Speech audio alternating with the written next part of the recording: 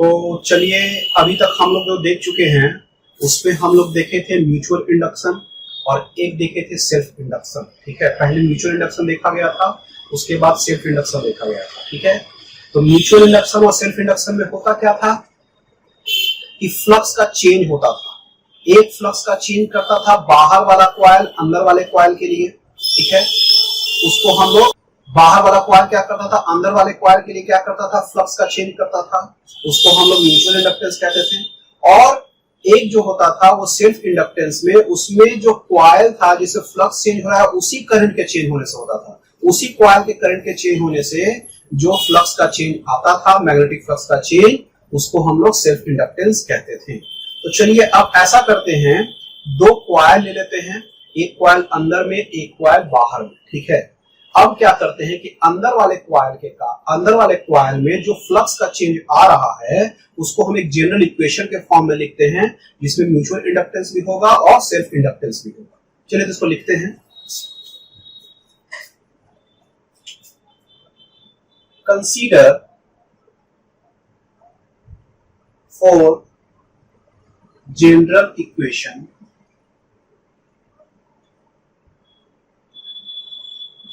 we have two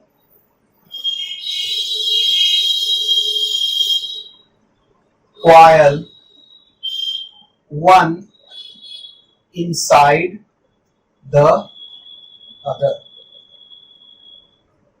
ठीक है, one inside the other. Let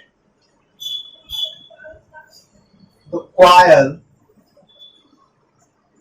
which is inside the other carries current I1 and the outer coil carries current I2। ठीक है, यानी कि जो बाहर वाला कॉइल में है उसमें करंट I2 है और अंदर वाला कॉइल उसमें करंट I1 है। ठीक है, तो ऐसा आप लोग समझ सकते हैं, जैसे देखिए एक कॉइल हो गया ये। ठीक है, ये मान लीजिए बाहर का कॉइल है और एक अंदर का कॉइल। ठीक है, सब सटा सटा हुआ कॉइल है। तो इसमें जो करंट है आपका वो I है और इसमें जो करंट आपका क्या है, मतलब ये I1 है और इसमें करंट I2। ठीक है, ये बात समझ में आ रहा है। तो जो नेट फ्लक्स चेंज होगा अंदर वाले कॉइल में, उसको निकालने के लिए जनरल इक्वेशन के फॉर्म में कैसे लिखेंगे वो हम लोग लिखते हैं। So the general equation for the change of flux in the smaller coil is N1∅1। ठीक है, चेंज ऑफ फ्लक्स हो गया, ये फ्लक्स आपका हो गया N1∅1 is equal to N1 I1 plus mutual inductance in 1 due to 2 और current हो गया I2। ये हो जाएगा इसका जनरल इक्वेशन। चलिए इसको अच्छा है समझिएगा। ये हम बात कर रहे हैं किसका, अंदर वाले कॉइल का बात कर रहे हैं, अंदर वाले कॉइल। जब अंदर वाले कॉइल का फ्लक्स का बात कर रहे हैं तो मान लीजिए उसमें नंबर ऑफ टर्न्स कितना है, N1 है, नंबर ऑफ टर्न्स N1 है और फ्लक्स जो एक कॉइल से ∅1 बन रहा था, N1∅1 टोटल फ्लक्स हो गया। अच्छा, ये जो फ्लक्स है वो दो कारण से है, एक तो करंट I1 के कारण जो इसका खुद का करंट है, एक करंट I2 जो बाहर वाले कॉइल का करंट है। ठीक है, अब देखिए अंदर वाला करंट में इसमें भी ये भी क्या करेगा, आपका फ्लक्स लाएगा और बाहर वाला करंट भी इसमें फ्लक्स लाएगा। तो यहां पे जो फ्लक्स हो गया वो अंदर वाले करंट के कारण, यानी इसमें करंट I1 जा रहा है ना, ये सेल्फ इंडक्टेंस के कारण होता है इसमें फ्लक्स, तो इसको L1 I1 कर दिए, ठीक है। अच्छा, बाहर वाला जो कॉइल है वो बाहर वाले का अगर म्यूचुअल इंडक्टेंस होगा तो उसका हम लोग लिख दिए M12 I2। यहां तक बात समझ में आ रहा है। So the EMF generated will be given as E is equal to minus N1 D। अच्छा, इसको ऐसे भी लिख सकते हैं, E is equal to minus D N1 phi1 by dt, ऐसे ही लिखते हैं ना हम लोग इसको। अब जब इसको इसके फॉर्म में लिखा जाएगा तो ऐसे लिखेंगे, minus L1 di1 by dt और minus M12 di2 by dt। समझ में बात आ रहा है। हम बात कर रहे हैं EMF के चेंज का, EMF इंड्यूस्ड EMF का। ये इंड्यूस्ड EMF किसके कारण हो रहा है? अपने कॉइल के करंट के कारण भी हो रहा है और बाहर के कॉइल के करंट के कारण भी हो रहा है, ठीक है। तो ये जो जनरल इक्वेशन जो बनाए हैं उसमें दोनों चीज को जोड़ दिया गया है, एक इसका और एक इसका। यहां पे अच्छा से आप समझिएगा कि ये जो दोनों EMF जनरेट हो रहा है, एक अंदर वाले कॉइल के करंट के कारण, एक दूसरे वाले जो बाहर में करंट है उसके कारण, ये दोनों का दोनों EMF नेगेटिव EMF है, ठीक है। ये जो नेगेटिव EMF है तो ये एक्चुअली में क्या करेगा, जो चेंज जो करंट का हो रहा है इस कॉइल में और इस कॉइल में, उसको क्या करेगा, ये अपोज करने का काम करेगा, ठीक है। ये EMF तो जनरेट कर रहा है लेकिन नेगेटिव EMF जनरेट कर रहा है, ठीक है। यानी कि मान के चलिए कि कोई सर्किट है जिसमें एक EMF वाला बैटरी लगा हुआ है, बैटरी विद सर्टेन EMF, और साथ में क्या हुआ है, एक इंडक्टर भी लगा हुआ है। मान लीजिए वो इंडक्टर कौन सा है, सेल्फ इंडक्टेंस वाला, जिसका सिंबल ही बताया था वैसा हम लगा देते हैं। तो होगा क्या कि वो करंट को क्या करेगा, कम कर देगा। क्यों कम कर देगा भाई? काहे कि बैटरी जो इसका EMF E है ना, वो फुल कैपेसिटी से करंट नहीं दे पाएगा सर्किट में। क्यों? क्योंकि ये जो इंडक्टर लगाया है वो उसका जो नेगेटिव EMF है वो क्या करेगा, इसके नेट करंट का वैल्यू को घटा देगा उस सर्किट में, ठीक है। इस कारण से ये नेगेटिव EMF का एक इंपैक्ट होता है। नेगेटिव EMF हमेशा क्या करेगा कि करंट को फुल कैपेसिटी से फ्लो नहीं करने देगा, ठीक है। और इस कारण से जो सर्किट जो होगा उसमें नेट करंट का वैल्यू हमेशा कम होगा। ये यदि समझ में आ गया तो ठीक है, लेकिन अभी जो हम लोग growth and decay of current समझेंगे उसमें हम इस पे और डिटेल से समझ जाएंगे। अभी के लिए इसको यहां पर उतार लीजिए और इसमें हम लोग लिख लेते हैं, यह है EMF due to current change, current change in same coil plus EMF due to current change in adjacent coil, ठीक है। ये क्या हो गया, सेल्फ इंडक्टेंस, ठीक है, और ये क्या हो गया, म्यूचुअल इंडक्टेंस का केस, ठीक है। ये बात समझ में आ रहा है। ये जो L1 होगा उसको coefficient of mutual, coefficient of, इसका क्या कहेंगे, सेल्फ इंडक्टेंस, और इसको कोफिशिएंट ऑफ म्यूचुअल इंडक्टेंस भी कहेंगे। ये हम पहले बता चुके हैं, तो इसको यहां तक लिख लीजिएगा। ये आपका कंप्लीट हो गया, ठीक है। अब हम लोग growth and decay of current की तरफ बढ़ जाएंगे। चलिए इसको उतारिए। चलिए तो अब हम लोग टॉपिक पे आ जाते हैं, growth and decay of current. Growth and decay of current सबसे पहले टॉपिक लिख देते हैं, उसके बाद उसको समझते हैं कि ग्रोथ और डिके ऑफ करंट का क्या मतलब होता है, ठीक है। चलिए टॉपिक स्टार्ट हो गया, growth and decay of current. क्या होता है growth and decay of current? तो ग्रोथ और डिके ऑफ करंट किसमें हम लोग देखने वाले हैं? एलआर सर्किट में देखने वाले। एलआर सर्किट क्या होता है बताते हैं। Decay of current in self inductor and register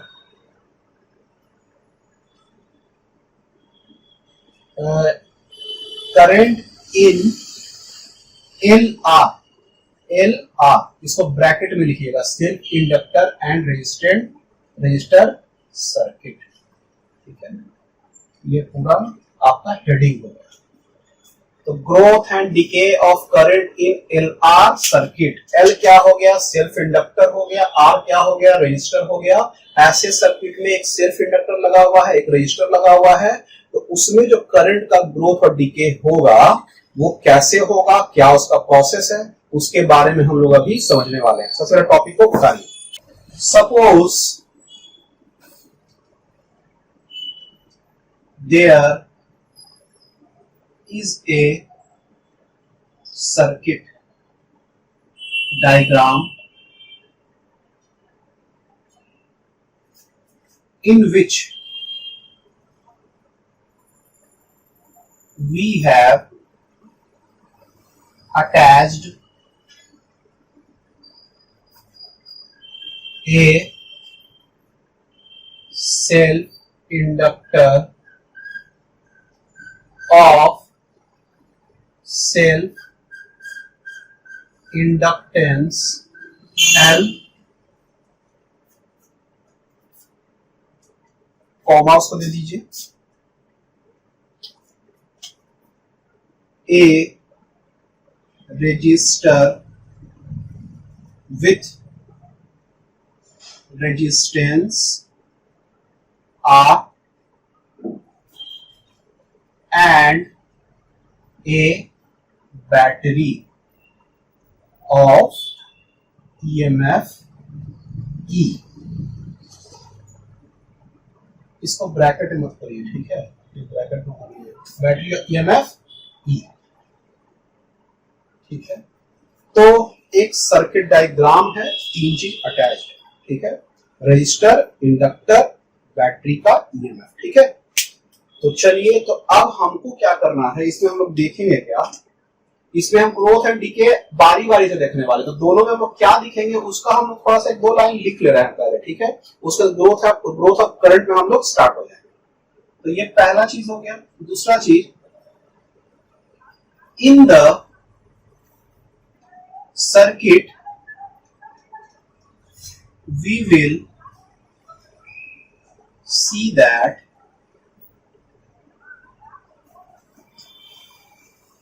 the self inductor which creates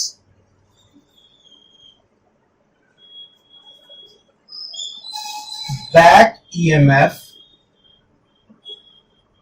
or we can say negative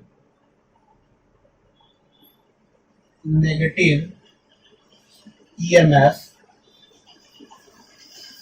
back EMF, or we can say negative EMF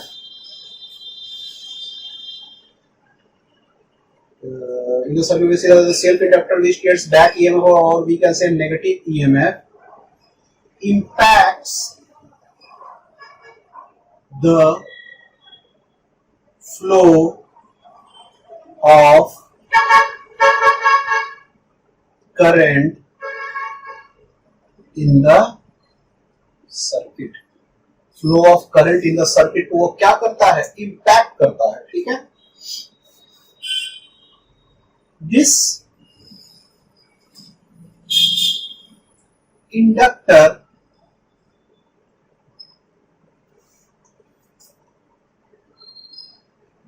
after the certain amount of time, कुछ समय बाद इस inductor में, कुछ समय बाद circuit diagram में, this inductor after the certain amount of time, नहीं इसमें ऐसे लिख लेते हैं, after certain amount of time से लिखिए, after the certain amount of time the current in the circuit flows with nearly constant, nearly constant है, nearly constant value, nearly constant maximum value, ठीक है। सब एक एक चीज का मतलब है यहाँ पे, कांस्टेंट मैक्सिमम वैल्यू, ठीक है। ये जो हम बनाएंगे अभी ना एलआर सर्किट ग्रोथ और डीके का अलग अलग, तो उसमें हमारा क्या है कि आपका जो ये जो चीज है मैक्सिमम वैल्यू और क्या है वो सब वहां पे हम बताने वाले हैं, ठीक है। तो एक ग्रोथ और डीके ऑफ करंट हम आपको शायद पहले भी बता चुके हैं, एक बार हम फिर से बता रहे हैं कि ग्रोथ और डीके ऑफ करंट क्या है। ग्रोथ ऑफ करंट कहने का मतलब क्या हुआ एलआर सर्किट में कि करंट जो है ना वो ग्रोथ कर रहा है, पूरे सर्किट में ग्रोथ कर रहा है, मतलब बढ़ रहा है धीरे धीरे। अच्छा, ये धीरे धीरे क्यों बढ़ रहा है? क्योंकि जो इंडक्टर है उसका सेल्फ इंडक्टेंस, जो कि सेल्फ इंडक्टेंस जिसका नेगेटिव ईएमएफ है, बैक ईएमएफ है, वो करंट को फुल कैपेसिटी से फ्लो नहीं करने दे रहा है।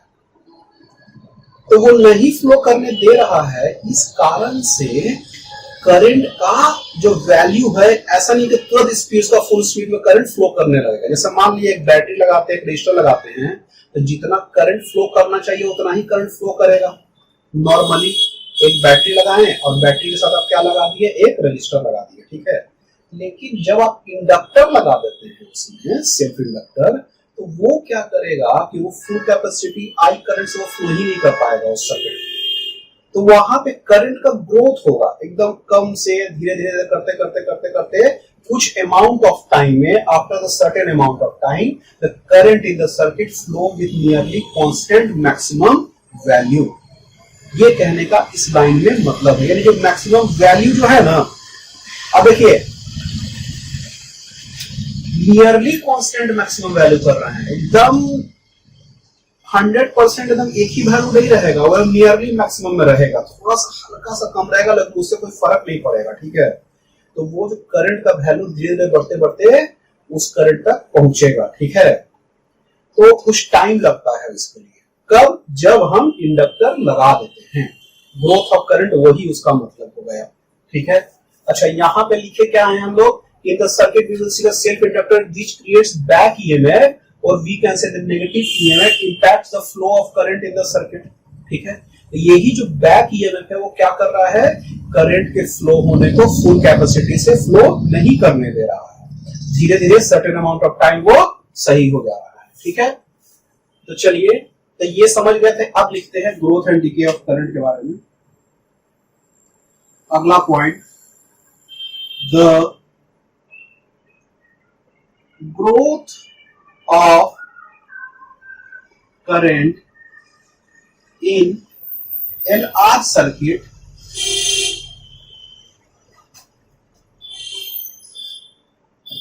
means the current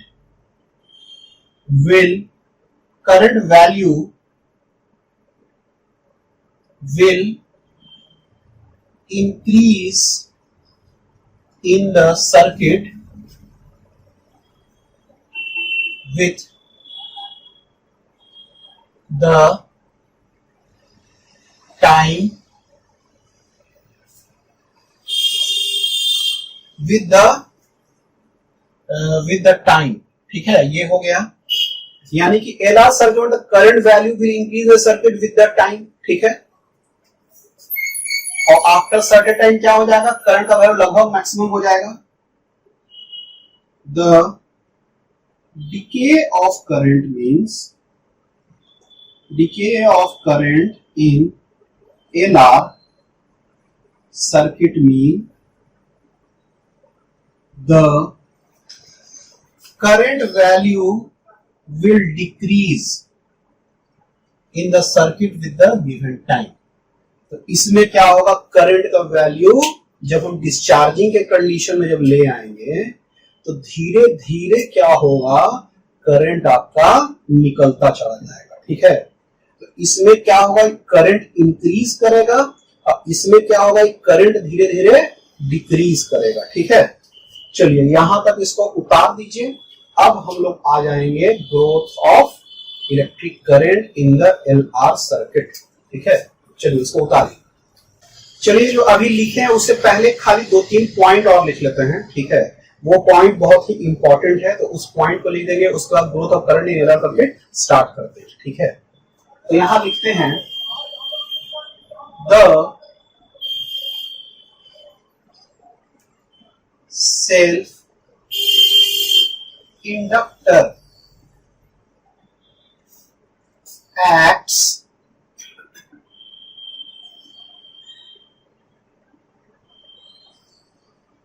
the self-inductor acts like a capacitor in the electrostatic. वो कैपेसिटर के जैसा एक तरह से सेल्फ इंडक्टर काम यहां पे कर रहा है। कैसे कर रहा है हम समझाते हैं। First, the capacitor gets full charge, then current flows in the circuit with full capacity। ठीक है,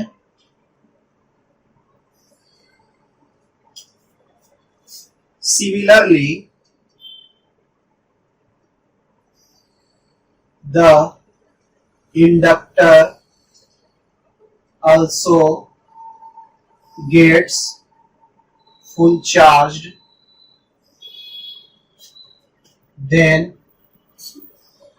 current flows in the circuit with full capacity।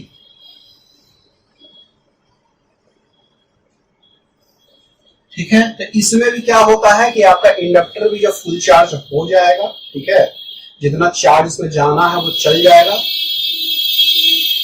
यानी कि सेल्फ इंडक्शन वाला जो प्रॉपर्टी जो आ रहा है ना इंडक्टर में, वो उसको लगभग खत्म जब कर देगा, ठीक है, जो करंट फ्लो हो रहा है उसके कारण, तो ये क्या होगा कि करंट फुल कैपेसिटी से इसके सर्किट में भी फ्लो करेगा। तो हम लोग कह सकते हैं, so we can say that self inductor is the analog of capacitor in the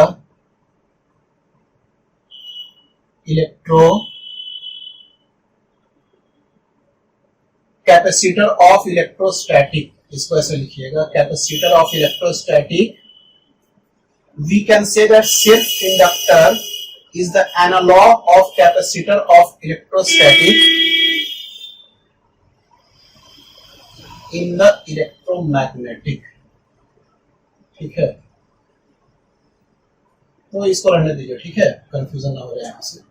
तो सेल्फ इंडक्टर क्या है, इलेक्ट्रोमैग्नेटिक का चीज है, और जो कैपेसिटर है वो इलेक्ट्रोस्टैटिक का चीज है। ठीक है, तो इस दोनों में क्या देख रहे हैं, एनालॉग है एक तरह का, यानी कि इसमें भी फुल चार्ज वाला बात आ रहा है, कुछ टाइम में इसमें भी फुल चार्ज हो रहा है, कैपेसिटर भी फुल चार्ज होता था और ये भी फुल चार्ज होता है। ठीक है, उसके बाद करंट दोनों में आराम से फ्लो कर सकता है। ठीक है, तो यहां तक ये बात समझ में आ रहा है।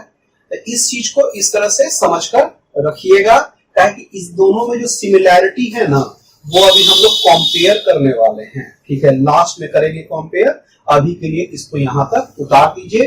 अब हम लोग आते हैं growth of current in era circuit. लिखते हैं topic, growth of current in LR circuit.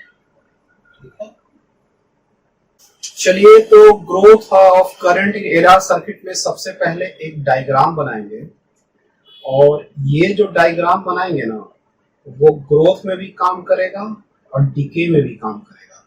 कैसे काम करेगा उसको हम समझाएंगे। पहले एक डायग्राम बनाते हैं, उसमें थोड़ा सा चेंज करेंगे तो ग्रोथ ऑफ करंट के भी काम करेगा, और फिर थोड़ा सा चेंज करेंगे तो डीके ऑफ करंट के लिए भी काम करेगा। ठीक है, यानी कि इंक्रीजिंग ऑफ करंट में भी काम करेगा और डिक्रीजिंग ऑफ करंट में भी काम करेगा। तो सबसे पहले वो डायग्राम बना देते हैं, इसको ध्यान से उतारिएगा। उसके बाद उस डायग्राम से हम इक्विवेलेंट डायग्राम बना देते हैं। ठीक है,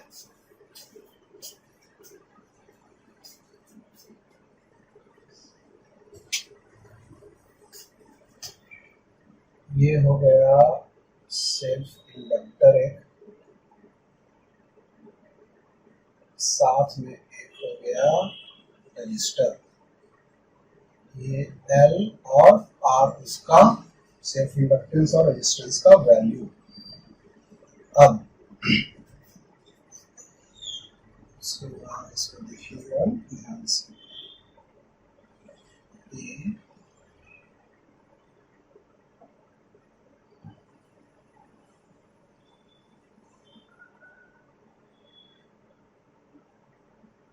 अभी आप लोग फिगर मत उतारिएगा, फिगर करने पहले बता देते हैं, उसके बाद आप लोग उतारना इसको स्टार्ट करिए।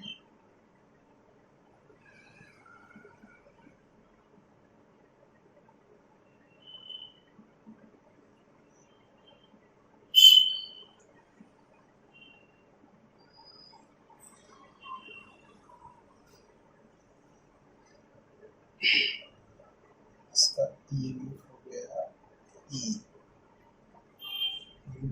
एस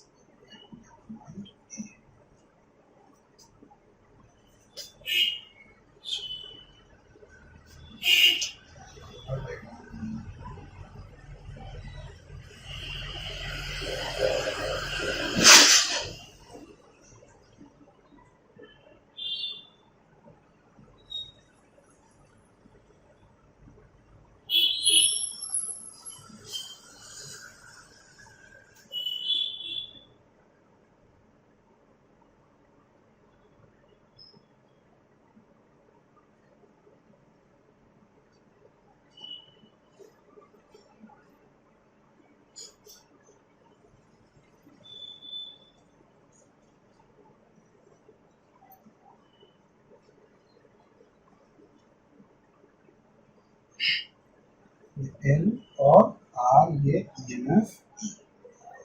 ठीक है,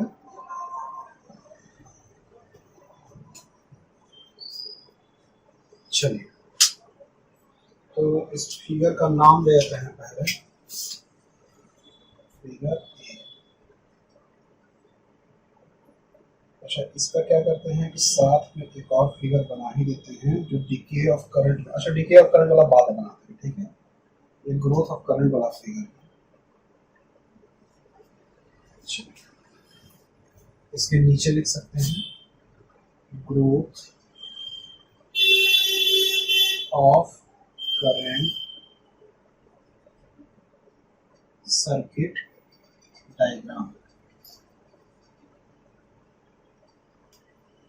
और इसके नीचे लिख दीजिएगा कॉमन डायग्राम और growth and DK of current.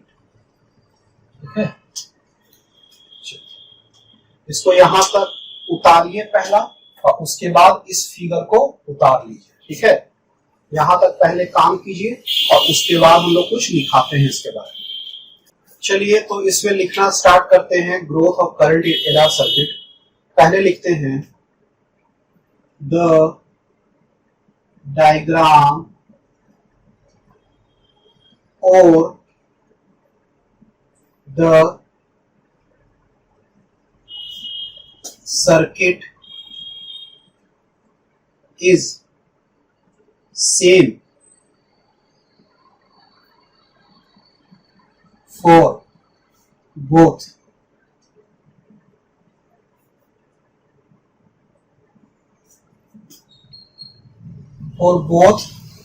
the growth and decay of current। ठीक है, फिर द सर्किट कॉन्स्टिट्यूट, क्या क्या है उसमें, ए self inductor with inductance L, resistor R, EMF of a battery E, and a sliding switch S। ठीक है, ये हो गया कॉमन डायग्राम। ठीक है, तो हम अब इसमें सबसे पहले जो इंपॉर्टेंट बात क्या है कि हमको क्या करना है, ग्रोथ ऑफ करंट का बात कर रहे हैं। जब ग्रोथ ऑफ करंट का जब बात कर रहे हैं तो इसमें आपको क्या करने का है कि आपको करंट का वैल्यू बढ़ाना ना है, करंट का वैल्यू घटाना तो है नहीं। जब करंट का वैल्यू बढ़ाने का है तो आपको क्या करना पड़ेगा, एक बैटरी का हेल्प लेना पड़ेगा। अब वो बैटरी क्या करेगा, जिसका ईएमएफ ई है, ये स्लाइडिंग स्विच को, ये स्लाइडिंग स्विच को आप नीचे की तरफ कर दीजिए। ठीक है, स्लाइडिंग स्विच को जब आप नीचे की तरफ कर दीजिएगा तो इसका जो इक्विवेलेंट डायग्राम है वो ऐसा बन जाएगा, जिसमें आर है, एल है, ई है और एक स्विच है एस। ठीक है, समझ में बात आ रहा है। अब देखिए, अब क्या होगा कि इसमें से करंट जाना स्टार्ट होगा, धीरे धीरे इसको चार्ज करेगा। अब ये क्या करेगा, सेल्फ इंडक्टर, इसमें सेल्फ इंडक्टेंस प्रॉपर्टी होने के कारण एक बैक ईएमएफ प्रोड्यूस करेगा। जब बैक ईएमएफ जो ये प्रोड्यूस करेगा तो नेट ईएमएफ जो इस पूरा सर्किट डायग्राम का होगा वो घट जाएगा, ताकि ये नेगेटिव ईएमएफ और ये पॉजिटिव ईएमएफ दोनों जब होगा तो नेट ईएमएफ तो घटेगा, और नेट ईएमएफ घटेगा और उस ईएमएफ के बराबर क्या हो जाएगा, R इंटू आई। ईएमएफ आदि मान लीजिए कि ये नहीं था तो E is equal to RI तो लिखते ना आप, लेकिन चूंकि ये लगा हुआ है सेल्फ इंडक्टर तो इसका ईएमएफ और इसका ईएमएफ जोड़िएगा। अब इसका ईएमएफ तो नेगेटिव है तो इसका positive minus negative net EMF कर दिए, और नेट ईएमएफ इक्वल टू क्या हो जाएगा, RI हो जाएगा। ठीक है, किसी टाइम t पर। ठीक है, स्टार्टिंग में करंट 0 होगा, धीरे धीरे करते करते क्या होगा, करंट इंक्रीज होगा, थोड़ा देरी बाद क्या होगा कि जो करंट जो है फुल कैपेसिटी से इसमें फ्लो करेगा। ये नेगेटिव ईएमएफ का इंपैक्ट उस समय सबसे कम हो जाएगा। ठीक है, ये बात समझ में आ रहा है। तो हम लोग लिखते हैं so the equivalent circuit diagram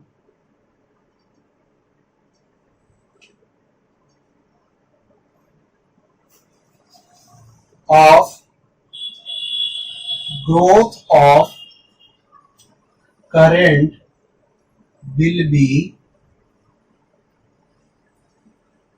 as shown in figure E। ठीक है,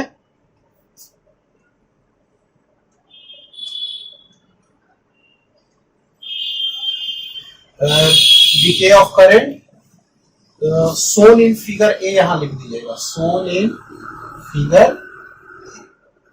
कोई कंफ्यूजन का बात नहीं है। तो यहाँ पे ग्रोथ ऑफ करंट का बात कर रहे थे, तो यहाँ पे क्या किया, हम नीचे स्लाइड कर दिए थे, नीचे स्लाइड कर दिए थे। तो इससे क्या हुआ था कि इसमें पूरा सर्किट बन गया था। तो इसमें हम ये नहीं लिखे हैं ना, so the equivalent circuit diagram of growth of current will be shown in figure B as in the growth of current switch as is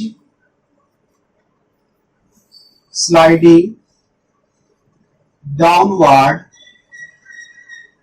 to make a circuit diagram। तो इसमें हम लोग क्या किए थे, ये स्विच एस नीचे किए थे इस तरह से, इसलिए इसका इक्विवेलेंट डायग्राम ऐसा बन गया था। ठीक है, यहां तक बात समझ में आ रहा है आपको, कोई दिक्कत का बात नहीं है।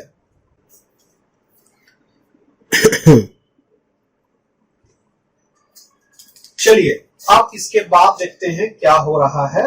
ठीक है, तो हम क्या करते हैं, एक चीज इसमें और जान जाते हैं, वो ये कि जब डीके ऑफ करंट होगा तो बस इसको ऊपर कर देंगे, तो इससे कनेक्शन खत्म हो जाएगा। तो फिर क्या क्या बचेगा, एन और आर ही बचेगा सब, और एक स्विच बचेगा। ठीक है, और कुछ नहीं रहेगा। ये बैटरी से मतलब खत्म हो जाएगा। जब स्विच एस ऊपर चल जाएगा तो इससे कॉन्टैक्ट खत्म हो गया। ठीक है, तो उस समय वैसा हो जाएगा। ठीक है, चलिए तो क्या करते हैं कि अब इस डायग्राम का आवश्यकता तो है नहीं और जगह छेक रहा है फालतू में। और दूसरा चीज क्या है कि ये डायग्राम आपको समझ में आ रहा है। ठीक है, तो हम लोग इस डायग्राम को रहने देते हैं, ये डायग्राम को मिटा देते हैं। ठीक है, ये पूरा चीज भी मिटा देते हैं।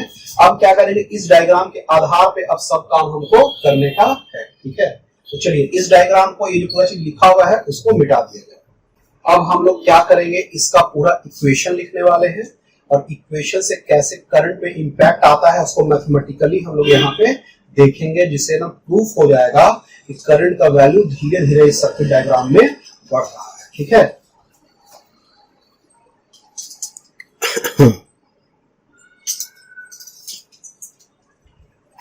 चलिए तो इसमें लिखते हैं,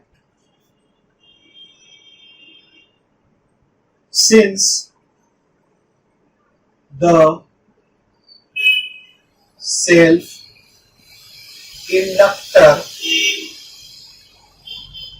is of negative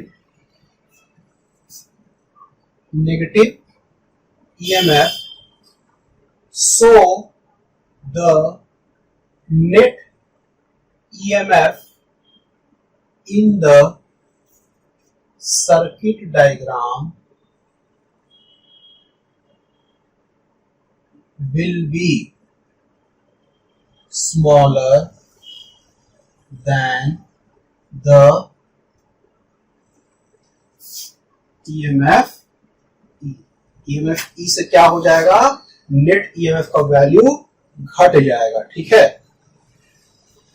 अब देखिए, अब लिखते हैं according to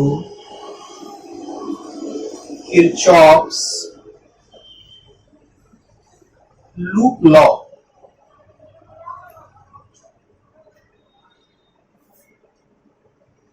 net EMF E minus, अच्छा net EMF is equal to क्या हो जाएगा, EMF of battery minus EMF of inductor. EMF of battery क्या है, E माइनस, इसका इंडक्टर का EMF क्या है, प्लस इसमें लिखते हैं ना, नेट EMF, ये नेगेटिव है बाद में इसको लिखेंगे। EMF ऑफ इंडक्टर का वैल्यू क्या है, minus L DI by DT, ये नेट EMF का वैल्यू हो गया। ठीक है, अब देखिए नेट EMF का मतलब थोड़ा सा अच्छा से और समझिएगा इसको हम समझा रहे हैं, डायग्राम ही से समझा रहे हैं। देखिए ये क्या हुआ ना, EMF ऐसा, देखिए ये बैटरी का पॉजिटिव साइड इधर है, नेगेटिव साइड इधर है। ठीक है, इसमें कोई दिक्कत का बात नहीं है। पॉजिटिव साइड इसका इधर है और नेगेटिव साइड इधर है, तो ये जो नेगेटिव इंपैक्ट करेगा ये ईएमएफ इसका उल्टा होगा। इसका मतलब ये पॉजिटिव साइड है, इसका पॉजिटिव साइड इधर आ जाएगा और नेगेटिव साइड इधर। ये फिर क्या हो गया, इसका पॉजिटिव साइड इधर, नेगेटिव साइड इधर, ऐसा इसे समझा जाता है। ठीक है, यदि इसके सर्किट डायग्राम से ऐसे समझते हैं तो देखिए ये आपका बैटरी, इसका ईएमएफ ई हो गया और ये क्या है आपका सीरीज में लगा हुआ है सर, ये याद रखिएगा हमेशा सीरीज में लगा हुआ होता है। ठीक है, तो ये जो यहां से जाएगा तो यहाँ पे इसका पॉजिटिव साइड पहले आ जाएगा और नेगेटिव साइड इधर आ जाएगा। ठीक है, तो इसका जो भी ईएमएफ होगा वो तो उल्टा हो गया। यदि ईएमएफ इसमें ई में ऐड होना होता तो जैसे इसका पोलैरिटी है वो सही इसका भी पोलैरिटी होता, तो ये ई रहता और ये कुछ और रहता, तो ये दोनों ई प्लस कुछ और हो जाता इंड्यूस्ड ईएमएफ।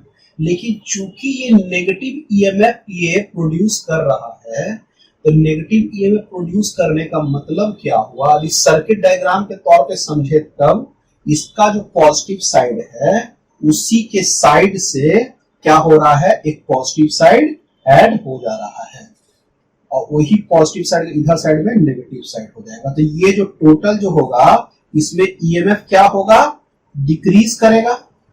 इसका इक्विवेलेंट फॉर्म है, इसका इक्विवेलेंट फॉर्म है ये, कहीं पे कोना में लिखना होगा तो इसको लिख सकते हैं। ठीक है, और इसका आदि मान लीजिए ईएमएफ क्या हो गया, नेगेटिव हो गया, तो यहाँ पे क्या हो गया, ये नेगेटिव ईएमएफ देगा। आदि ये पॉजिटिव ईएमएफ देता था, जैसे ये बना हुआ वैसे ही ये बनता, तब जाकर आपका नेट ईएमएफ का वैल्यू इंक्रीज करता है। लेकिन यहाँ तो नेगेटिव बन रहा है, इस कारण से ऐसा नहीं है। ठीक है, ऐसा है इस डायग्राम में, ऐसा समझ में बात आ रहा है। तो नेट ईएमएफ का वैल्यू जो है आपका इस सर्किट डायग्राम में वो क्या हो रहा है, डिक्रीज कर रहा है। ठीक है, ये बात समझ में आ रहा है। चलिए इसको कोना में कहीं पे बनाइए, इस सब चीज को हम मिटाने वाले हैं। ठीक है, यहां तक समझ में आ रहा है। एक चीज और लिख लीजिएगा, जो सबसे स्टार्टिंग में लिखा है था ना, growth and DK of current में, उसमें लिख लीजिएगा all the EMF self inductor and the resistor are connected in series। ठीक है, तो एक लाइन लिख लीजिएगा कि उसमें कंफ्यूजन न रहे, ये हमेशा सीरीज में कनेक्टेड होता है। चलिए अब यहां तक समझ में आ रहा है कि नेट ईएमएफ का जो वैल्यू है वो इतना आ जा रहा है। ठीक है, ईएमएफ का फॉर्मूला -L di/dt हम लोग पढ़ भी चुके हैं। ठीक है, अब लिखते हैं, so net EMF battery plus EMF inductor E-L di/dt is equal to क्या हो जाएगा, RI। किरचॉफ्स लूप लॉ के कारण इतना EMF is equal to RI हो जाएगा आपके पास। ठीक है, यहां तक इसको लिख लीजिए। अब यहां तक लिखने के बाद अब हम लोग आगे बढ़ जाते हैं। अब देखिए ये क्या है, E-L di/dt is equal to R। देखिए ये I लिखे हैं तो इसको भी बड़ा वाला I कर देंगे। ठीक है, R I कर दिए। ठीक है, अब देखिए इसको इतना हो गया, अब हम लोग कर देते हैं इसको L di/dt is equal to E-RI। ठीक है, E-RI हो गया, तो इसको ऐसा लिखते हैं,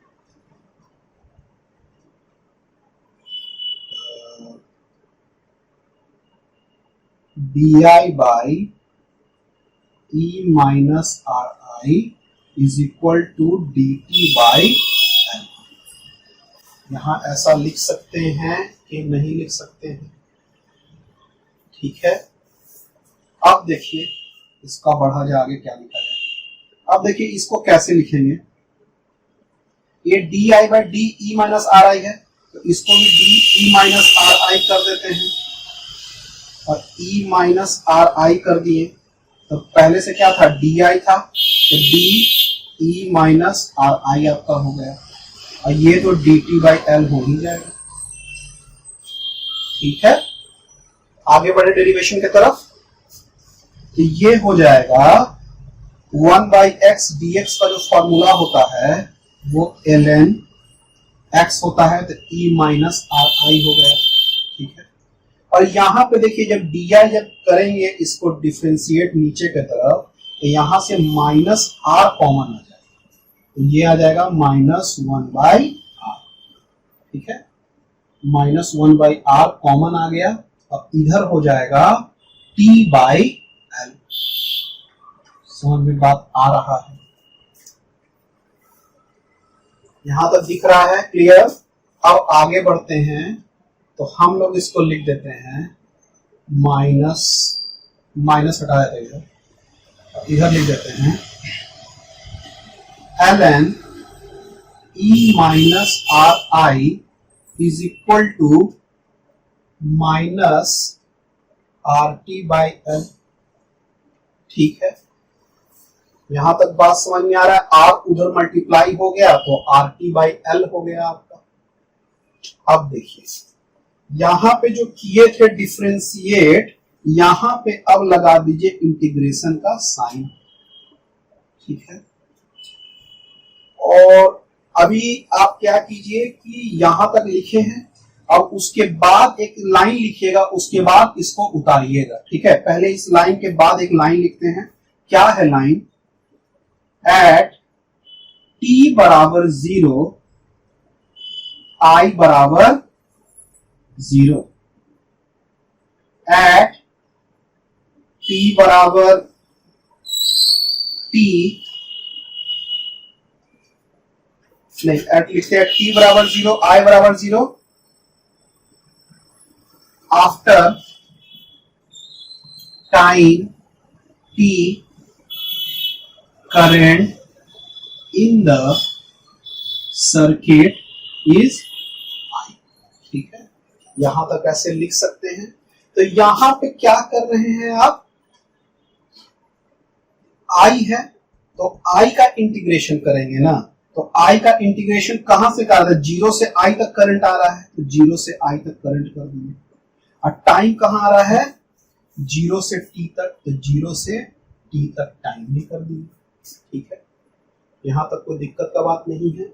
तो हम लोग अब करते हैं, चलिए हम ये पूरा चीज मिटा देते हैं। ठीक है, उसके बाद आगे बढ़ेंगे। इसको इंटीग्रेशन का साइन मत बनाइएगा, इंटीग्रेशन का साइन में क्या होता है, आई डी आई और डी टी होता है ना, तो इसको क्या कीजिएगा, इसको लिमिट लिख दीजिएगा 0 से आई, ये जो टी बाई एल है आपका, इसका जो यूनिट हो जाएगा 0 से t, ये हो गया आपका।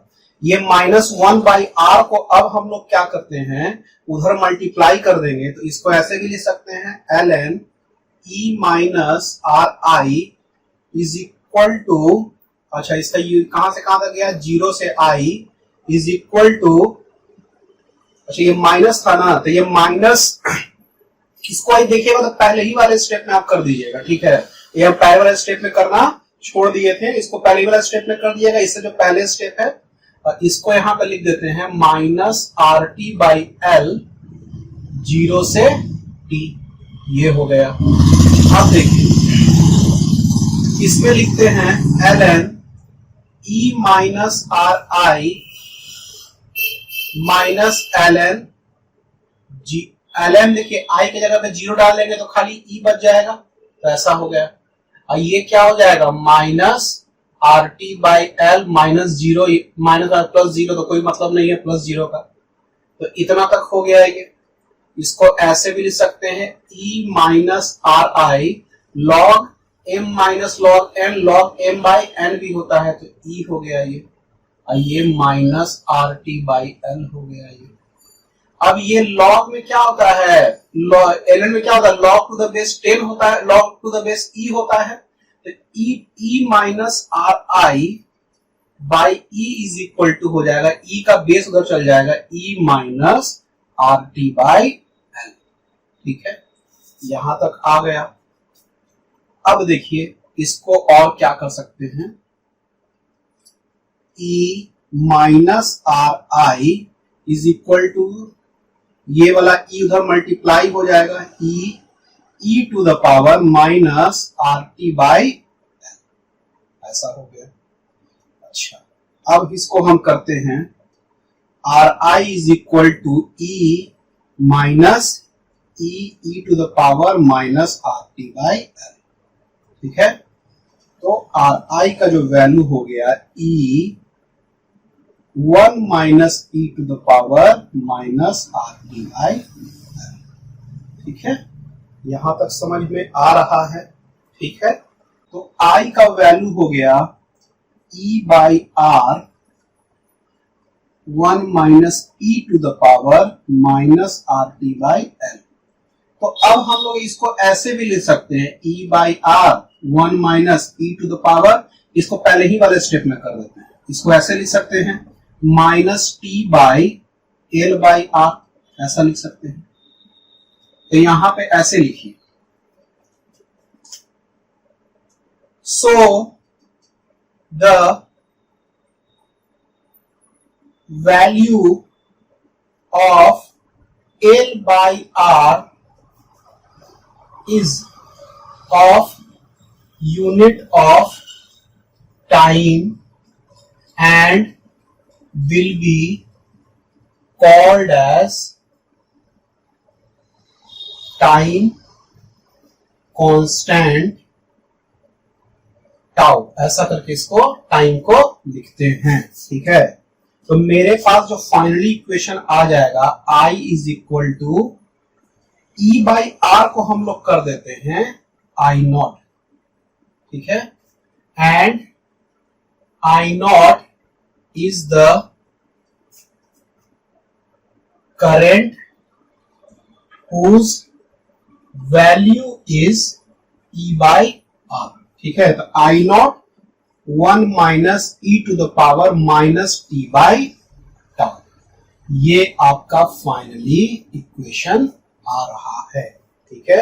I इज इक्वल टू क्या किए, I not E by R के जगह पे क्या कर दिए, मतलब आप साइलेंट बाई आर के जगह पे क्या कर दिए, ईएमएफ बाई आर के जगह पे क्या कर दिए, I नॉट लिख दिए 1 minus E to the power minus T by tau, L by R के जगह पे क्या लिख दिए, एक टाइम लिख दिए, ठीक है, जिसको हम लोग टाइम कांस्टेंट भी कहेंगे।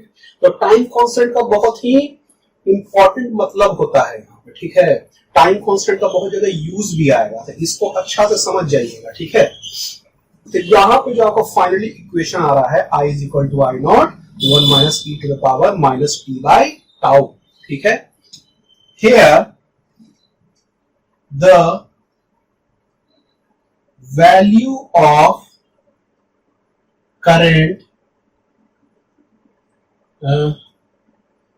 here the maximum value of current will be I naught is equal to E by R, ठीक है।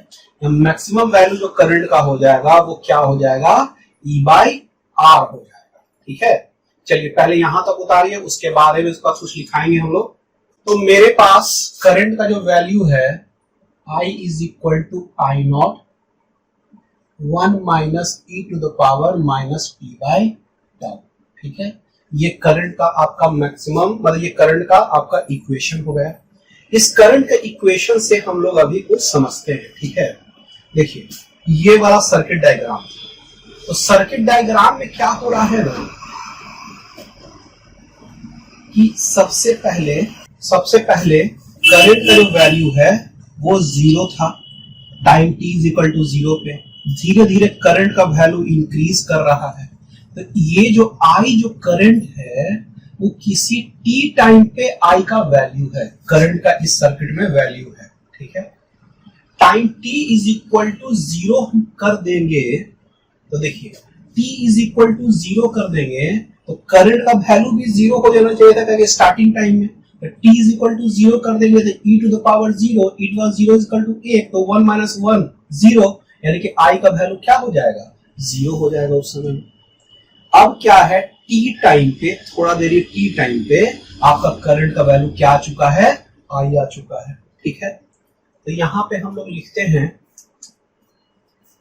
here the value of current varies as time t।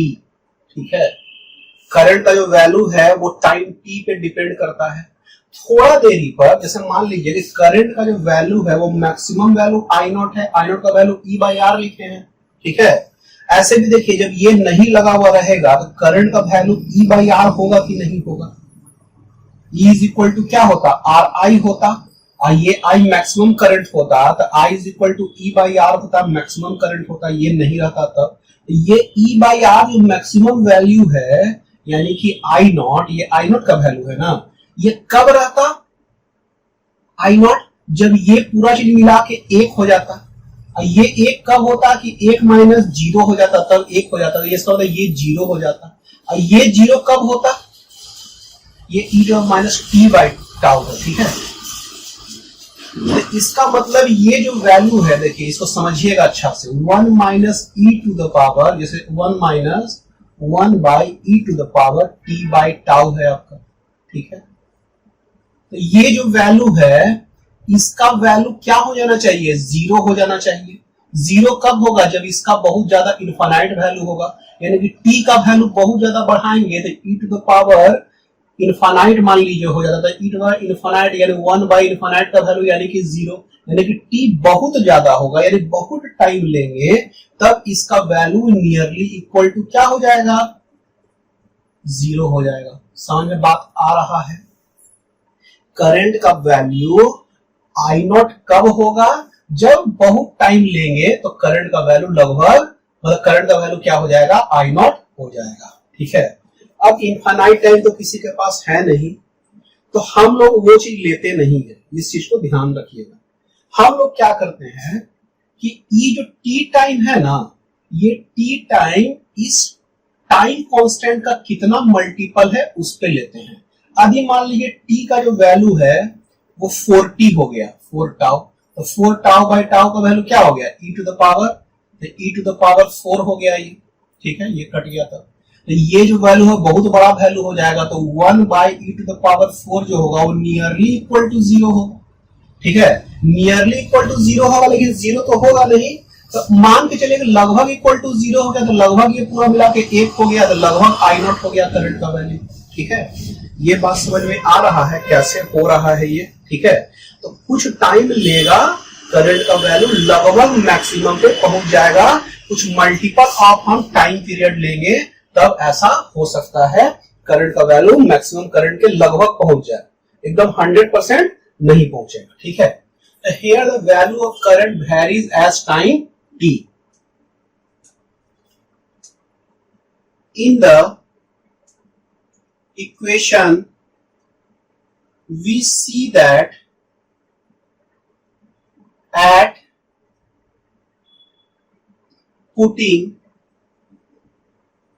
t is equal to 0 current I also becomes 0। पहला वाले में कि हम लोग क्या किए थे कि इसमें हम t का वैल्यू 0 कर दिए थे तो ये पूरा 1 हो गया था, करंट I का वैल्यू क्या हो गया था, 0 हो गया था। ठीक है, चलो ये तो हो गया आपका। After time t the value of current in the circuit is I। ठीक है, अब लिखते हैं after certain amount of time which is multiple, which may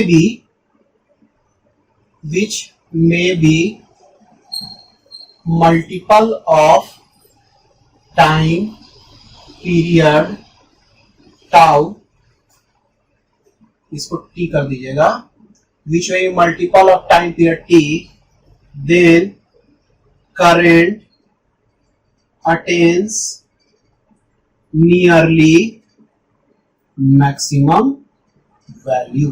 ठीक है, तो करंट क्या हो जाएगा, nearly maximum value I not को अचीव कर जाएगा।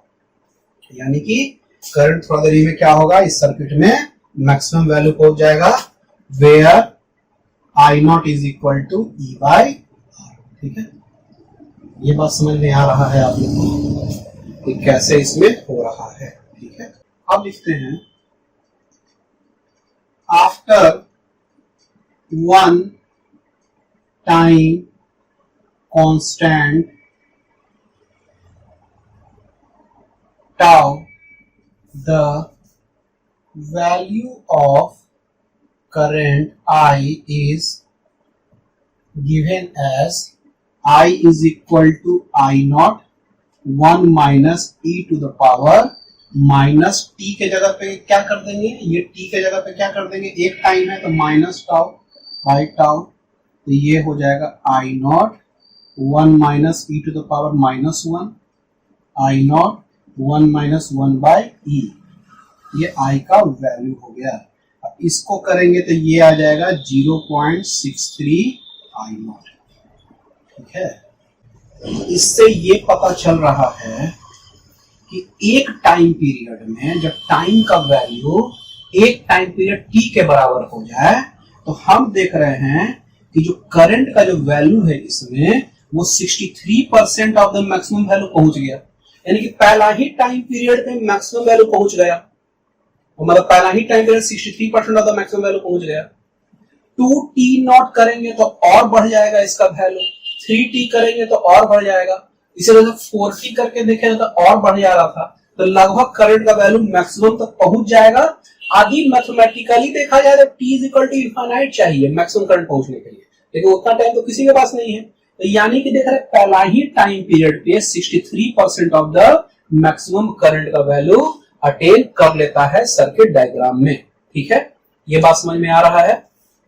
तो हम लोग क्या करते हैं, so we saw that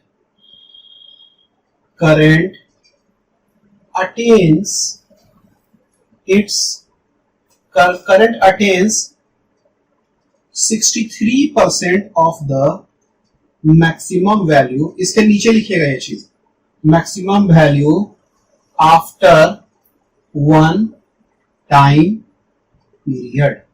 one time period में क्या हो जाता है, 63% of the maximum value achieve कर लेता है।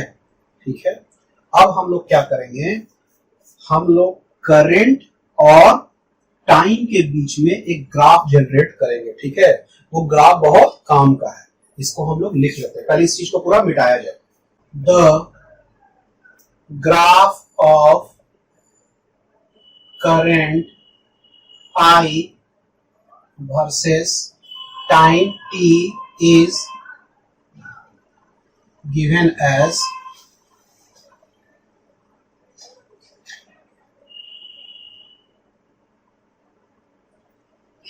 ये I हो गया वैल्यू और ये t हो गया। अच्छा, पहला टाइम t, दूसरा टाइम 2 टाइम पीरियड, तीसरा 3 टाइम पीरियड। ये समझ में आ रहा है, बढ़ते जाएगा ऐसे। करंट का वैल्यू है मान लीजिए 0.5 I नॉट, फिर I नॉट, ऐसा होगा। इससे करंट का वैल्यू मैक्सिमम तो जा नहीं सकता है, टाइम भले बढ़ सकता है, करंट का वैल्यू इससे ऊपर नहीं जा सकता है। तो अब देखिए इसका जो ग्राफ होगा वो ऐसे बढ़ेगा। ये हम लोग लिख जाएगा गिवन एज, इसका यहां पे लिख लीजिएगा I is equal to I naught 1 minus e to the power minus t by tau. ये ऐसे बढ़ेगा। ये देखिए यहां पे क्या होगा कि t टाइम पे इसका करंट का वैल्यू कितना चला गया था, 0.63, यानी कि 63% आपका चला गया। तो 63% मान लिया यहां पे होगा, 0.63 I नॉट यहां पे होगा। ठीक है, तो ये टाइम t पे पहुंचा था, ये वाला यहां पे। ठीक है, इसको हम लोग, और ये जो आई का जो नॉट का करंट का जो वैल्यू है वो ऐसा है, इससे ऊपर तो ग्राफ जा नहीं सकता है। करंट का ये स्ट्रेट लाइन बनाइएगा इसको, क्या ऐसा, करंट का वैल्यू ऐसा धीरे धीरे धीरे धीरे क्या होगा, ठीक है। थोड़ा सा इसको और तरीका से बनाइएगा। तो करंट का वैल्यू टी टाइम पे 63% अचीव कर लिया, 2t पे थोड़ा और बढ़ा, 3t पे और लगभग आई नॉट के नजदीक आ रहा है, और बढ़ते बढ़ते लगभग आई नॉट के नजदीक आ रहा है, ठीक है। इस ग्राफ को पहले उतारिए, फिर इसके बारे में कुछ लिखा देते हैं आपको। Here we see that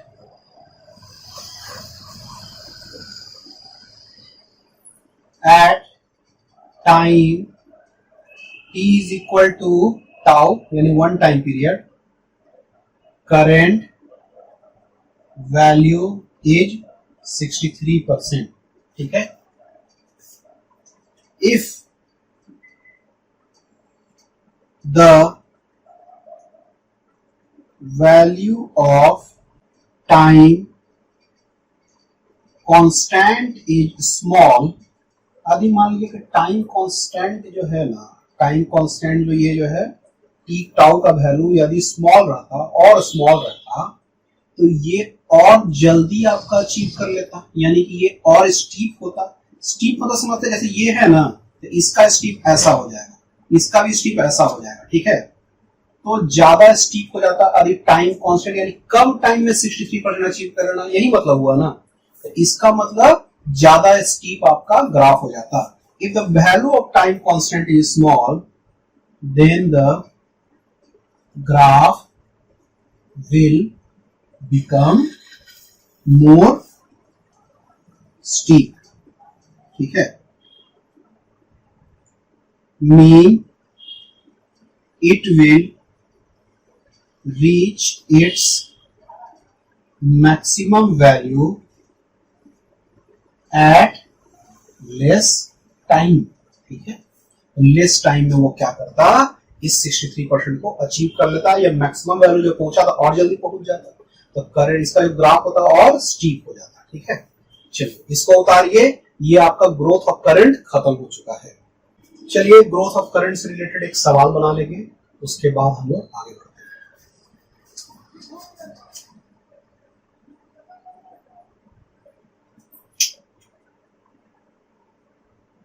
An inductor L is equal to 20 mH milli Henry. A resistor R is equal to 100 ohm, and a battery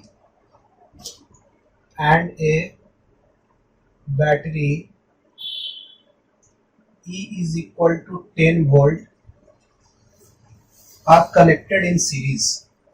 are connected in series, ठीक है।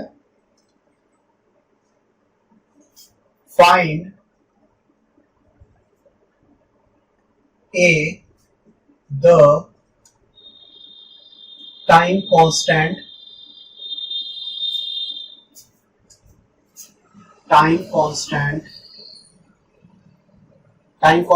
टाउ का वैल्यू क्या था, L/R।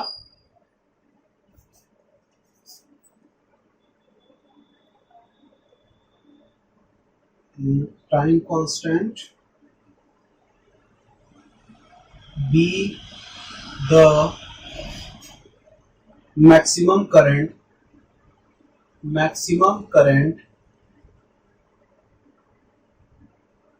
and C the time elapsed before the current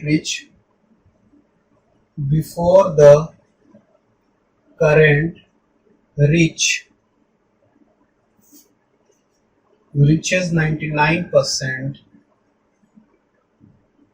of the maximum value. ठीक है, चलिए तो question क्या है, an inductor L is equal to 20 milli henry, a resistor R is equal to 100 ohm and a battery 10 volt are connected in series. Find A, the time constant, the maximum current and the time elapsed before the current reaches 99% of the maximum value. ठीक है, चलिए तो इसको बनाया जाए, कैसे बनाएंगे इसको। मेरे पास फॉर्मूला है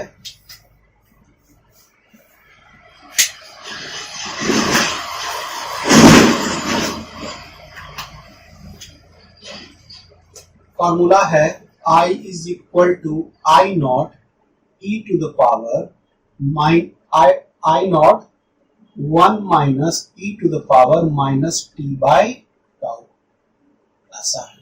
ठीक है, हमको पहले क्या निकालने के लिए बोल रहा है, टाइम कांस्टेंट, यानी ये t का वैल्यू, टाउ का वैल्यू। ए में क्या बोल रहा है, time constant, time constant tau is equal to क्या होता था, एन बाई आर। इसका जो भी वैल्यू होगा सेकंड में आएगा, ये टाइम का वैल्यू है। एन का वैल्यू क्या हो गया, 20 मिली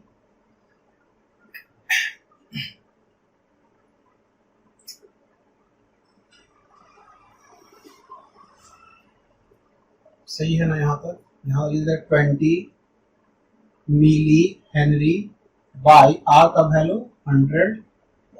ठीक है, अच्छा ये मिली है तो ये देखिए क्या हो रहा है, 20 into 10 to the power minus 3 henry by 100 ohm. ठीक है, ये हो गया 20 इंटू 10 टू माइनस 3, और ऊपर आएगा तो ये क्या होगा, -2।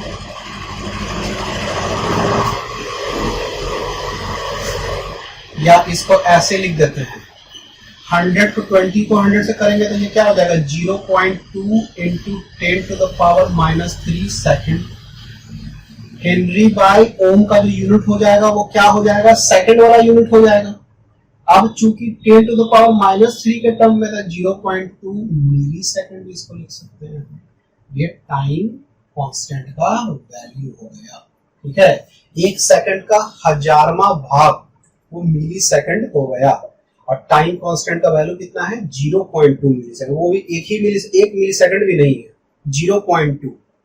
ठीक है, ये टाइम कांस्टेंट का वैल्यू आ गया, यानी कि इतना सेकंड में तो वो 63% क्या होगा, वो करंट का मैक्सिमम वैल्यू इसमें से फ्लो करने लगेगा। ठीक है, जिसमें एल का वैल्यू दिया हुआ है, आर का वैल्यू दिया हुआ है और ई का वैल्यू दिया हुआ है। ठीक है, तो इसमें जो टाइम कांस्टेंट कितना लग रहा है, 0.2 मिली सेकंड का।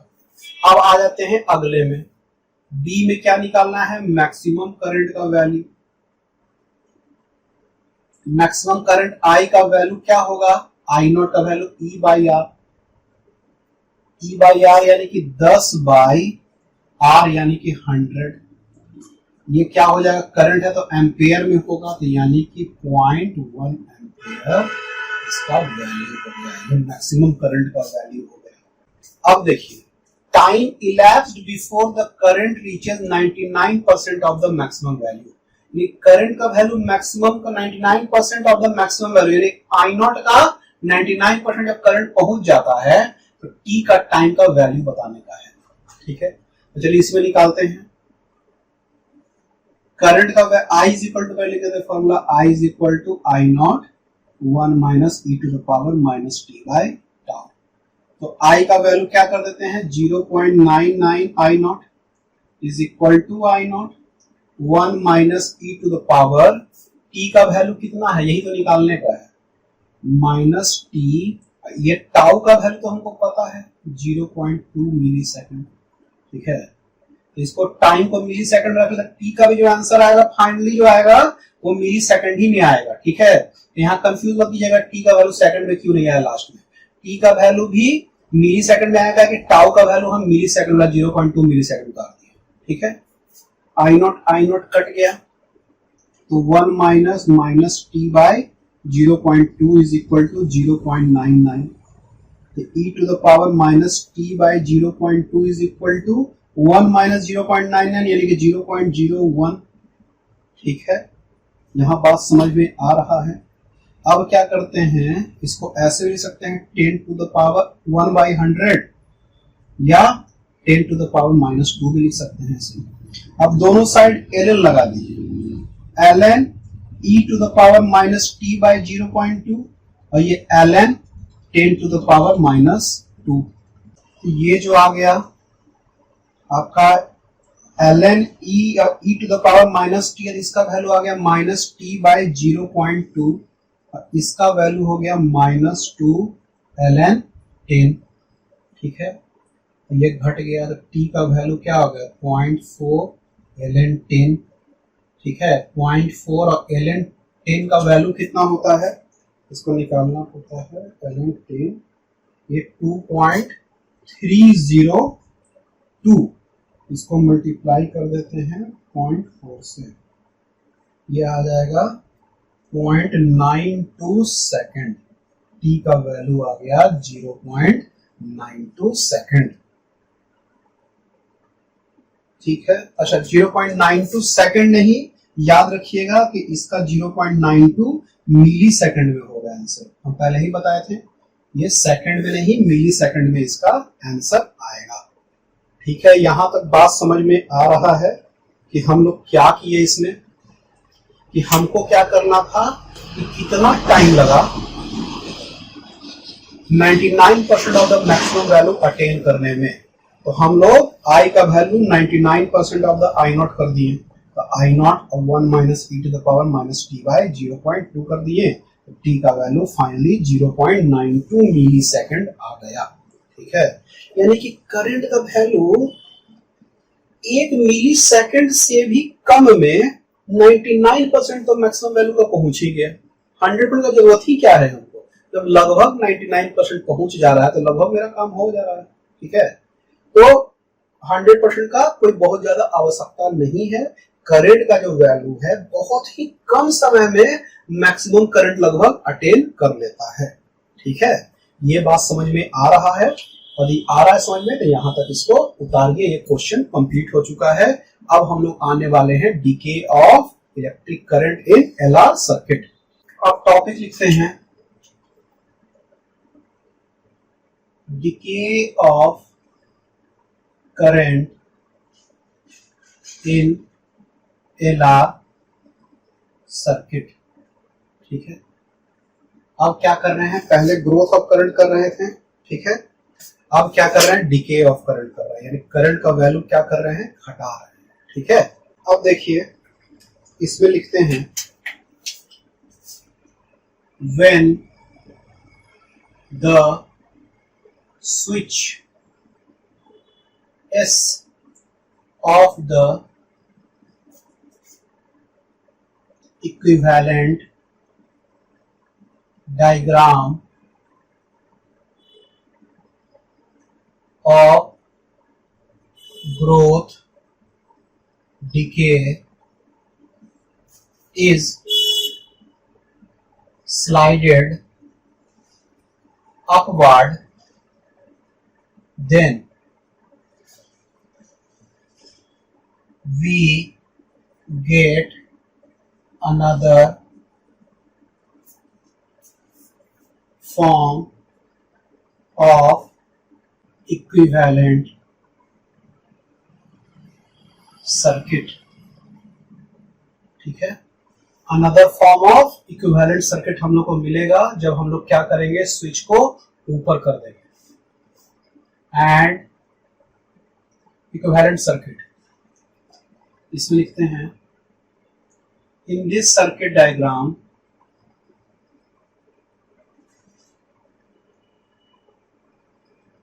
we will have only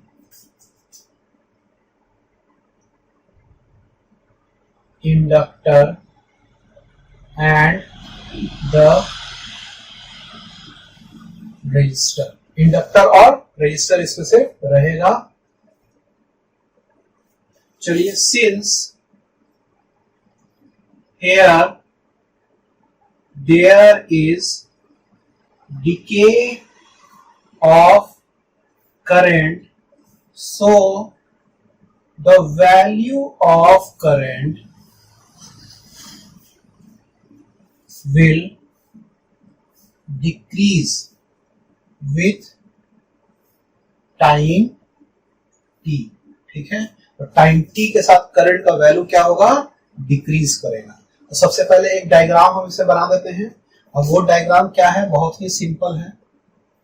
एक इंडक्टर लग गया, एक रजिस्टर लग गया, बस। ठीक है, अब देखिए इसमें क्या है, इसमें इंडक्टर का सेल्फ इंडक्टेंस का वैल्यू आर एल और इसका आर, ये हो गया।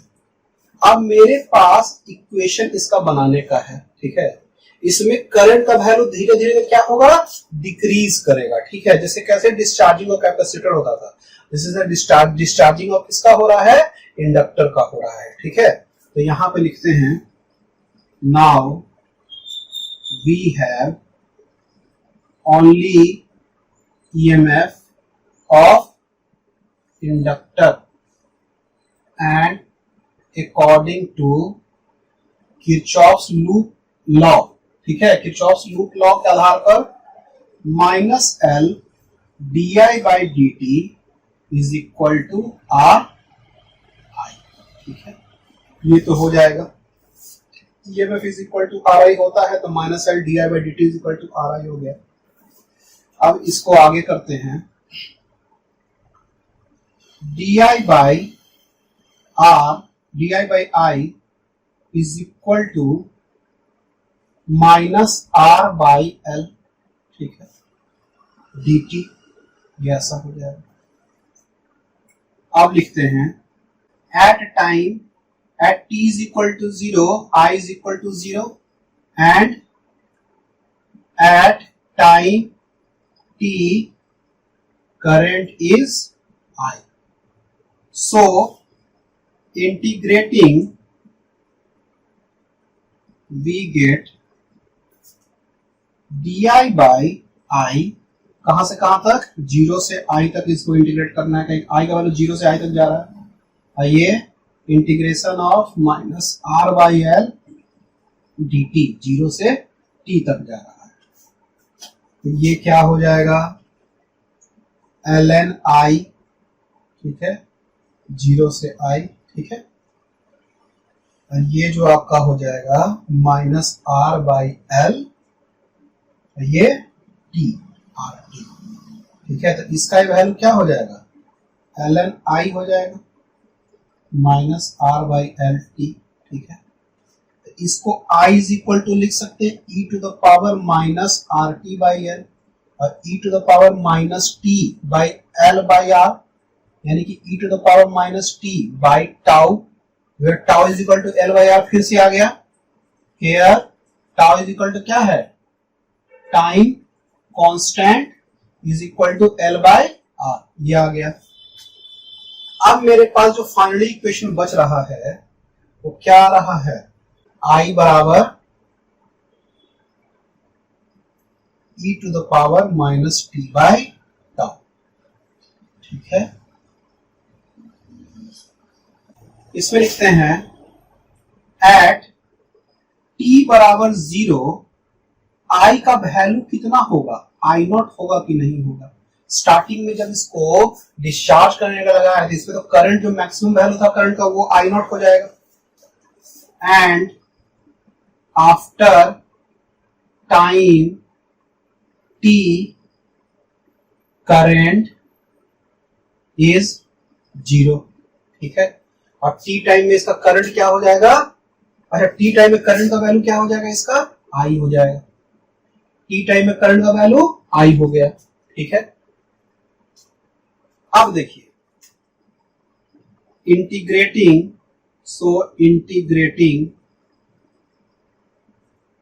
with limit we get di by I 0 से, सॉरी I नॉट से I इज इक्वल टू क्या हो जाएगा, minus R by L D T, 0 से t टाइम में। तो ये क्या हो जाएगा, L N I, I not से I, इसका वैल्यू क्या हो जाएगा minus R by L T, ऐसा हो जाएगा। तो ये हो जाएगा L N I minus L N I naught minus R T by L, ये L N I by I naught is equal to minus R T by L. ये क्या हो जाएगा I by I naught is equal to E to the power minus R T by L. I by I not का जो value हो जाएगा E to the power minus T by L by R, और इसका value फिर क्या हो जाएगा E to the power minus T by tau, where tau is equal to time constant, और इसका वैल्यू क्या है एल बाई आर। तो आई का जो वैल्यू हो जाएगा I not E to the power minus T by tau. ये फाइनली इक्वेशन आपका करंट और टाइम में आ गया। किस में आ गया? डीके ऑफ करंट में आ गया। सो वी हैव आई बराबर I not E to the power minus T by tau at, अच्छा इससे ये पता चल रहा है कि time t is equal to 0 रहता तो करंट का वैल्यू मैक्सिमम रहता। तो t इज इक्वल टू 0 डालिएगा तो e टू द पावर 0 यानी कि 1, यानी कि I बराबर I नॉट आ गया। ठीक है, और t टाइम में करंट का वैल्यू कितना पहुंच गया? I पहुंच गया। ठीक है, अब लिखते हैं at time t is equal to tau यानी कि 1 time period, I is equal to क्या होगा I not E to the power minus tau by tau, यानी कि I not E to the power minus 1 कि I नॉट बाई ई यानी कि 0.37 I not.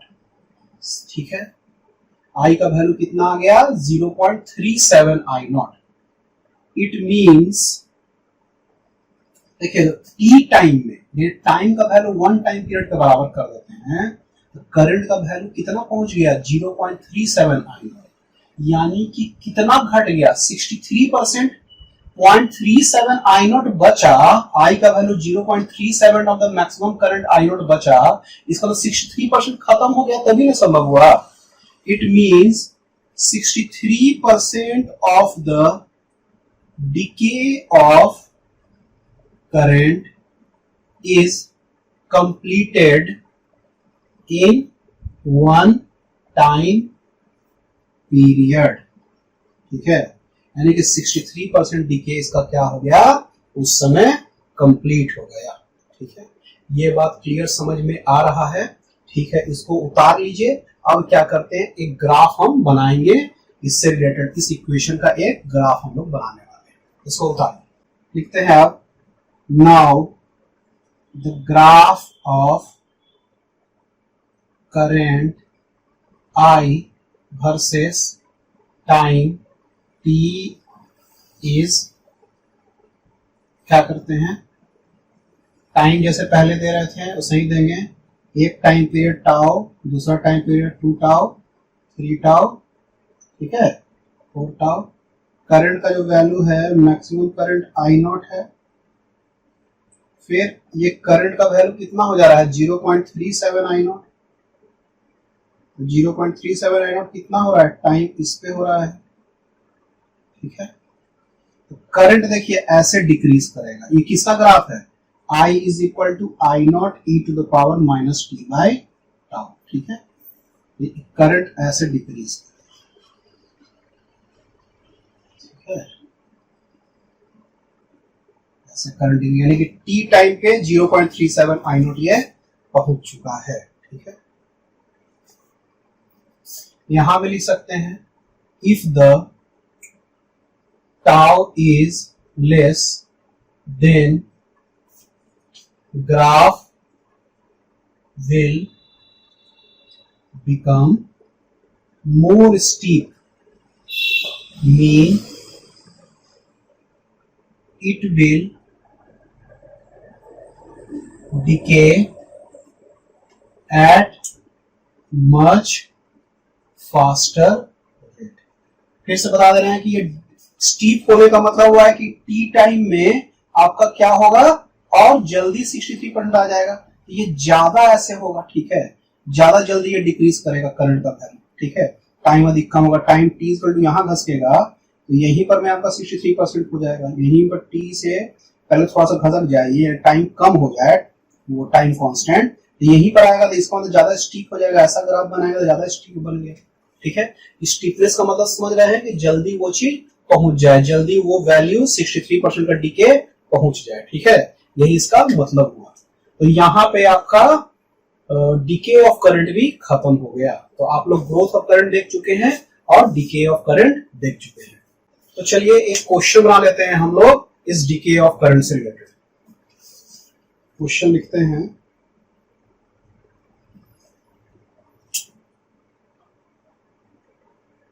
an inductor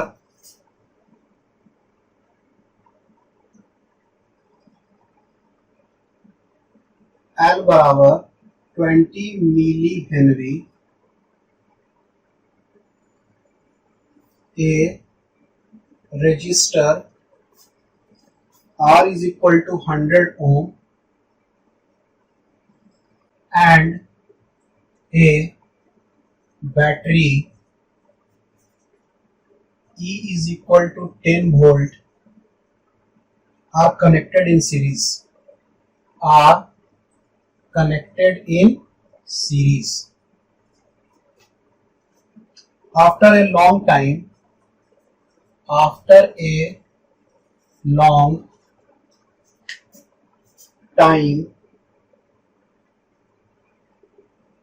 the circuit is short circuited मतलब इसको discharge कर रहा है, मीन इसको डिस्चार्ज कर रहा है, इस कंडीशन में ला रहा है। पहले इसको चार्ज किए थे, स्विच नीचे करके फिर स्विच ऊपर करके इसको डिस्चार्ज कर रहे हैं, शॉर्ट सर्किट किया जा रहा है इसको, short circuited and then the battery is disconnected and then the battery is disconnected, ठीक है। Find the current in the circuit, find the current in the circuit 1 millisecond after short circuiting, after short circuiting, यानी कि आपका T time पे आपको क्या बोल रहा है कि 1 मिली सेकेंड में करंट का वैल्यू आपको निकालना है शॉर्ट सर्किटिंग कंडीशन में, ठीक है। आपको क्या निकालना है, करंट का वैल्यू निकालना है 1 मिली सेकेंड में, ठीक है, शॉर्ट सर्किटिंग कंडीशन में। मेरे पास फॉर्मूला क्या है, लिख लिया जाए, we have I is equal to I naught e to the power minus t by tau, ठीक है।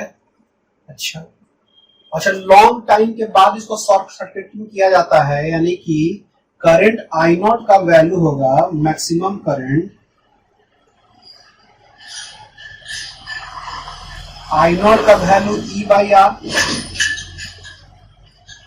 E का वैल्यू 10, R का वैल्यू कितना हो जाएगा 100, यानी कि 0.1 एम्पेयर करंट हो जाएगा इसका।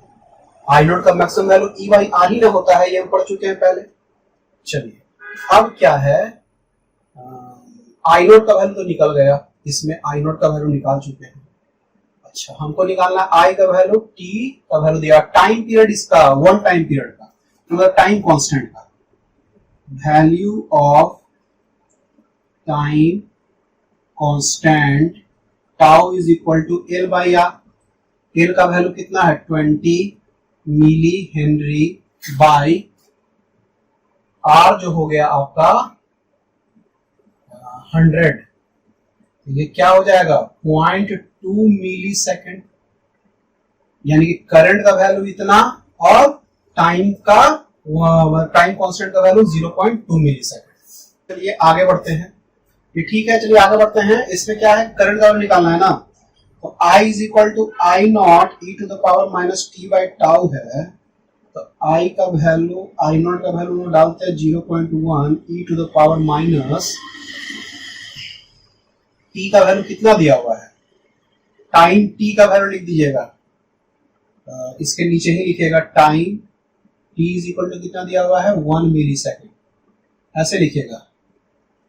Current I at T is equal to 1 millisecond, यहां पे क्या लिख देंगे 1, ये मिली सेकेंड में लिखे हैं, तो ये जो टाउ का वैल्यू भी मिली सेकेंड में आ रहा है, तो बाय 0.2 मिली सेकेंड, तो मिली सेकेंड मिली मिली वाला कट जाएगा तो 1 बाय 0.2 हो जाएगा, यानी कि आई का value 0.1 e to the power क्या हो जाएगा, इसका वैल्यू 1 बाय 0.2 यानी कि -5, ठीक है।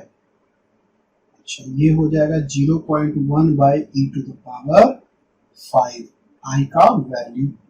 चलिए इसको कैलकुलेट किया जाए, इसका वैल्यू आ रहा है 6.7 into 10 to the power -4 ampere, ठीक है।